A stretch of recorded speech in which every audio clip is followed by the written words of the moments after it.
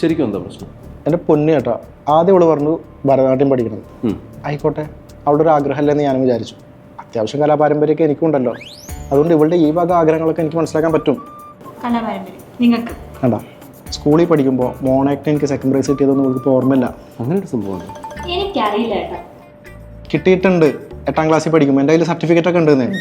അപ്പോൾ ശരിയായിരിക്കും. By the way, ശരിക്കും പ്രശ്നം എന്താ? ചേട്ടാ, എനിക്ക് മോഹിനിയാട്ടം പഠിക്കണം. പഠിച്ചോളൂ, നല്ലതല്ലേ മോഹിനിയാട്ടം? നല്ലതാണ്, പക്ഷേ അമ്മയ്ക്ക് മോഹിനിയാട്ടം ഇഷ്ടമല്ല. അമ്മ പഠിക്കട്ടെ, ഇവള് പഠിക്കട്ടെ. പിന്നല്ല, ഇതത്ര സിമ്പിൾ അല്ല ചേട്ടാ. ഞാനത് എങ്ങനെ പറഞ്ഞാലാ ചേട്ടൻ മനസ്സിലാവുമെന്ന് എനിക്കറിയില്ല. നീ വാ.